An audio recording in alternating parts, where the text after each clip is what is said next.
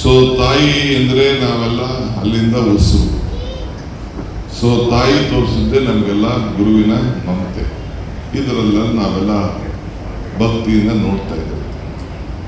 ನಾನು ಆಗಾಗ ಒಂದು ಮಾತು ಹೇಳ್ತಾ ಇರ್ತೀನಿ. ನನ್ನನ್ನು ಅನೇಕ ಸಂದರ್ಭದಲ್ಲಿ ನನ್ನ ಕೆಲವು ಕಡೆ ಕರೀತಾ ಇರ್ತಾರೆ, ನಮ್ಮ ಟ್ರೈನಿಂಗ್ ಹೋಗೋಕ್ಕೆಲ್ಲ ಕರೀತಾ ಇರ್ತಾರೆ. ನಾನು ವಿಧಿ ಇಲ್ಲದೆ ಪಕ್ಷದ ಜವಾಬ್ದಾರಿ ಸ್ಥಾನದಲ್ಲಿ ಇಟ್ಕೊಂಡು ಹೋಗ್ಬೇಕಾಗ್ತದೆ. ಹಾಗೆ ಹೇಳ್ತೀನಿ, if you forget the root you will not get the fruit ಅಂತ. ಹೂ ಇಸ್ ದಿ ರೂಟ್ ನಾವು? First for everyone the mother is the root. ತಾಯಿನೇ ಬೇರು. ಸಂಗೆ ನಾವು ತಾಯಿ ಕಲಿಸ್ಕೊಟ್ಟಂತಹ ಸಂಸ್ಕಾರ, ಮಮತೆ ನಾವು ಯಾರು ಕೂಡ ಮಾಡಲಿಕ್ಕೆ ಸಾಧ್ಯ ಇಲ್ಲ. ಸೊ ಇವತ್ತು ತಾಯಿನ ನೆನೆಸ್ಕೊಂಡು ತಾಯಿ ಕೊಟ್ಟಂಥ ಮಾರ್ಗದರ್ಶನದಿಂದ ನಾನು ಎಷ್ಟೇ ದೊಡ್ಡವನಾಗಿದ್ದು ಈ ಮಟ್ಟಕ್ಕೆ ಬೆಳೆದಿದ್ದೇನೆ ಅಂತ ಹೇಳಿ ಭೀಷ್ಮ ಧರ್ಮರಾಯಿ ಒಂದು ಮಾತು ಹೇಳ್ತಾರೆ, ಋಣೈ ಚತುರ್ಭಿ ಸಂಯುಕ್ತ ಜಾಯಂತೆ ಮಾನವ ಭುವಿ ಪಿತೃ ದೇವರ್ಷಿ ಮನೆ ಜಯತೇಭ್ಯಂ ತೇಭ್ಯಸ್ಥ ಧರ್ಮತ ಅಂತಾರೆ. ಅಂದರೆ ಮನುಷ್ಯ ಹುಟ್ಟುವಾಗ 4 ಋಣದಂತೆ ಹುಟ್ಟುವಂತೆ. ಒಂದು ತಂದೆ ತಾಯಿ ಋಣ, ಒಂದು ದೇವರ ಋಣ, ಒಂದು ಸಮಾಜದ ಋಣ, ಮತ್ತೊಂದು ಗುರುವಿನ ಋಣ. ಆ ಋಣವನ್ನು ತೀರಿಸ್ಬೇಕಾದ್ರೆ ಧರ್ಮದಿಂದ ತೀರಿಸ್ಬೇಕಂತೆ. ಹಾಗೆ ಇವತ್ತು ನಮ್ಮ ಹೊರಟಿಯವರು ಆ ತಂದೆ ತಾಯಿ ಋಣವನ್ನು ತೀರಿಸ್ಬೇಕಾದ್ರೆ ಧರ್ಮದಿಂದ ನಮ್ಮ ತಾಯಿ ನನಗೆ ಇಷ್ಟು ದೊಡ್ಡ ಶಕ್ತಿಯನ್ನು ಕೊಟ್ಟು ಬದುಕಿಸಿ ಸಮಾಜ ಸೇವೆಯನ್ನು ಮಾಡಲಿಕ್ಕೆ ಅವಕಾಶವನ್ನು ಮಾಡಿಕೊಟ್ಟಿದ್ದಾರೆ.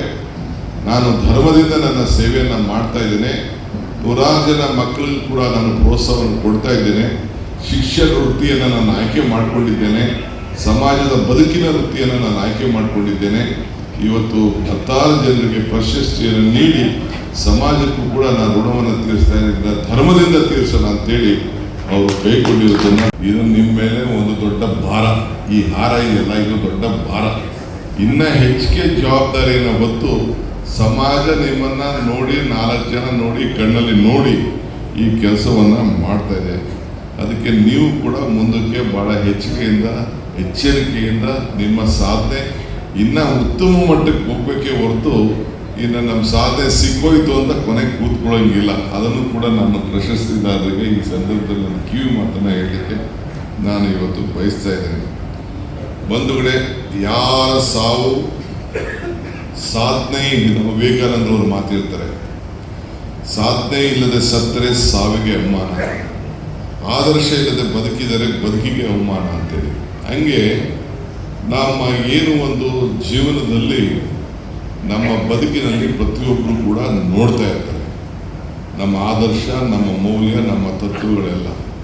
ನಾನು ಆಗಾಗ ಒಂದು ಮಾತು ಹೇಳ್ತಾ ಇರ್ತೀನಿ.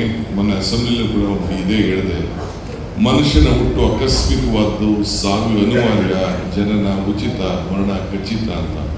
ಈ ಹುಟ್ಟು ಸಾವಿನ ಮಧ್ಯದಲ್ಲಿ ನಾವು ಏನು ಸಾಧನೆ ಮಾಡ್ತೀವಿ ಅದು ಬಹಳ ಮುಖ್ಯ ಅಂತೇಳಿ. ಹಂಗೆ ನಮ್ಮ ಬಸವರಾಜ ಹೊರಟ್ಟಿಯವರ ತಾಯಿಯ ಸಾಧನೆ ಏನಪ್ಪಾ ಅಂದರೆ, ಇಂಥ ಯೋಗ್ಯವಾದ ಮಗನಿಗೆ ಜನ್ಮ ಕೊಟ್ಟಿದ್ದಾರಲ್ಲ, ಅದು ಅವರ ಒಂದು ದೊಡ್ಡ ಸಾಧನೆ ಅಂತೇಳಿ